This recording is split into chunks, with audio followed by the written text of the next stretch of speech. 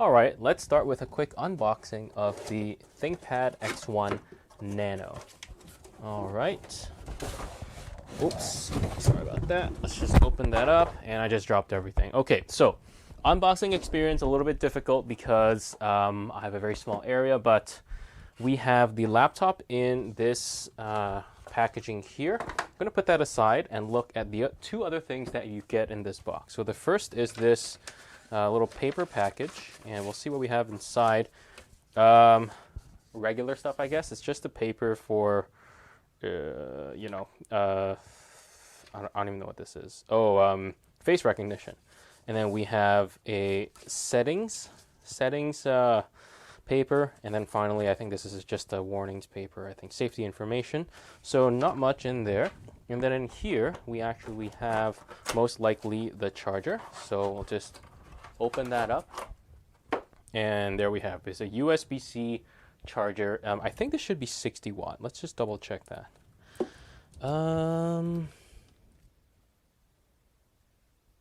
Yeah, 65 watt charger. That's actually a pretty small brick, to be honest, for such a powerful charger. So let's put that aside and look at the laptop itself. Okay, open this up and let's see what we have inside. Oof, this thing's tight. All right, so this is the ThinkPad X1 Nano. This is a very, very, very small laptop. Honestly, I like it quite a lot. So on the end, so we have the logo over there, Lenovo logo over here as well, and we flip it over to the back, and it's pretty plain. Serial number, I actually don't know what this is. I think it's a Lenovo holographic sticker, and then we have just some information here, and it tells you that this is a carbon fiber and magnesium chassis. So this right here, I think it's magnesium, but this here is carbon fiber. So let's open it up and see what we got. This is a nice, very nice small laptop. I really like it. Let's see. Key press. Well, let's test that a little bit later, but the build quality of this laptop is very good. This thing is very, very rigid. So this thing's not going anywhere. Downsides to this material, because this is a magnesium body, so quote unquote metal. So this will cool down and heat up very quickly as well. Obviously, there is going to be a lot of fingerprinting that you're going to see. For example, you're going to see there's already fingerprints on the cover of the laptop. There is also fingerprints here already, just from touching it, and a little bit of fingerprinting on the metal, but it's really not so bad. Don't like these arrow keys. They're a little bit small, and what is that doing there? Because that's kind of annoying. Should be control in this area, but I think this is the French layout. Not much you can do about it. Let's just look at the rest of the laptop. So here we have our two speaker grills. We have our fingerprint sensor here, track point, and we'll just do this. How's that? So this is the top of the bezels of the laptop. They're very nice and slim. Top and bottom are a little bit bigger than the sides, and of course there is also the webcam guard as well. But as you can see on this side over here, we have air vents, what I believe are air vents. There's a power button here, and you can see that it kind of tapers off a little bit, even though the thickness of the laptop stays constant throughout, but it does cut off a little bit, so it feels a little bit thinner over here, and you can kind of grab it from here as well. If we go to the other side, we have a headphone jack.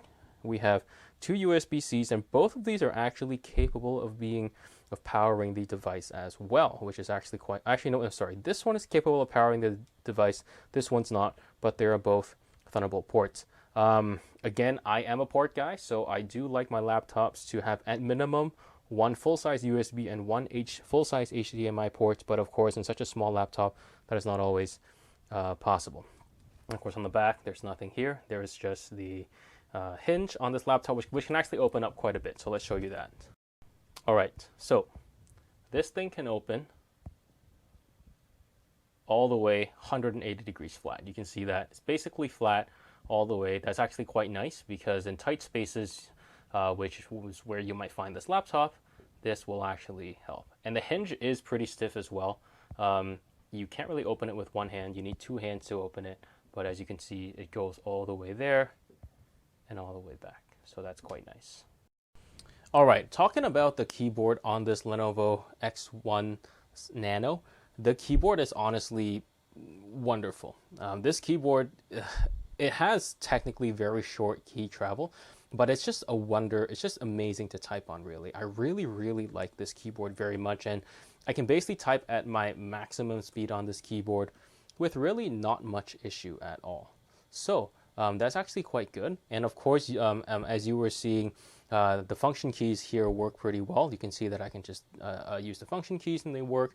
You have, F1, F2, F3 for volume. You have your microphone where you can stop and go. You have your brightness levels. You have projection like this. And you have airplane mode. And here you have your notifications, call, mute, or call, hang up, and favorites. And of course, all this is actually very useful.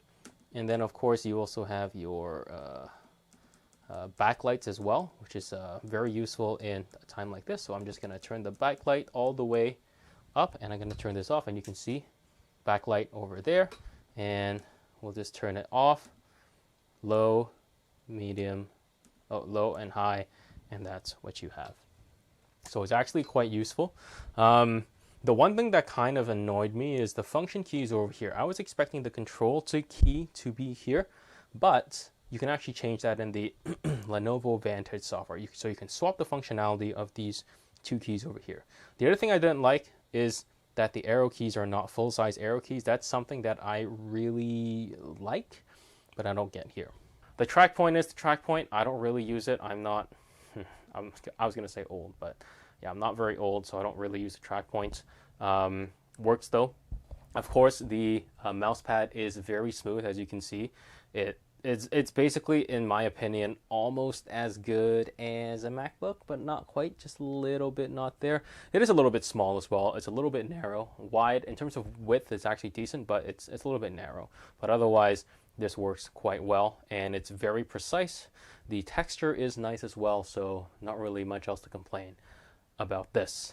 The other keyboard kind of pet peeve for me is I like full size arrow keys over there. These are not full size, but otherwise, yeah. This is the fingerprint sensor, and it works just as intended as well. All right, so in terms of brightness, the screen does actually get quite bright. I think it tops out at around 300 nits, 350, I believe. So as you can see, it's plenty bright. It's a little bit not so bright for, direct sunlight, but if you're indoors, this will do just the trick. In terms of the actual quality of the screen, so I'm just going to show you that with some YouTube content, and of course it plays back beautifully as well. As you can see, the colors here are very good. I'm very satisfied with them. The screen is crisp as well. It looks very, very nice. It is a 13-inch display, so it's a little bit small for some people. For me, I'm actually okay with it because I do like my portability. But otherwise, in terms of the screen quality, the screen color, it is very good. In terms of the refresh rate, I believe this is at 60 hertz, so it's nothing special. Again, this is built as a business machine, not as a gaming machine. So you won't get your, your gaming 90, 120 hertz displays, at least on a device like this, but you wouldn't expect that anyway. But otherwise, colors are very good. Really nothing to complain about. Brightness is decent as well. Overall, good display. All right, and in terms of audio, let's play you a clip and you can judge for yourself.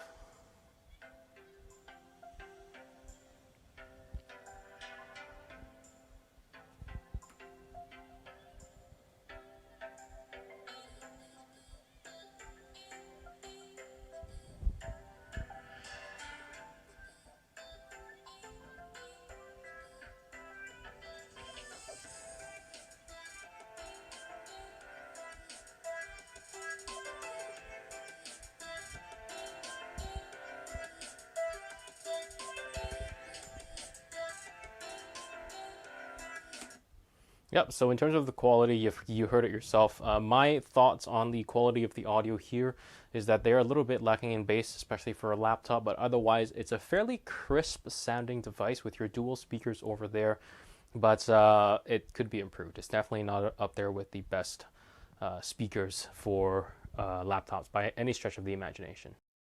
Okay, in terms of battery life on this, I was expecting a little more. I want to put it that way. Because in terms of the battery life, it's actually not as good as I thought it would be. Not to say that it's underperforming or anything, but that's just the size of the battery on this. And I guess they want you to rely on that fast charger. But in terms of battery life, I could play back video for maybe like 8 hours. I could get through a day of work with, maybe 5, 6, maybe 7 hours of battery life of light work, Word, Outlook, and stuff like that. But otherwise, it's not super duper good. And especially that's with your battery life or your brightness not very high, right? You turn your brightness down and then your estimates go up. I compared my findings on this to other laptops online, and it seemed like this is about the same as a Dell XPS 13 Plus, which also doesn't have amazing battery life. So that's probably my biggest negative about this laptop is the battery life. It's not outstanding. And for a laptop, I definitely would want something that could get me through an entire day, no problem, without battery anxiety, and this is not it. All right, talking about performance of this device, we currently have in this configuration of the X1 Nano 2nd Gen, I have the 12th generation i7 1280p with 32 gigabytes of RAM, as well as the Iris Xe graphics. So this thing is incredibly powerful. In fact, it's even faster than my current gaming desktop right now because it is a little bit old, my current desktop.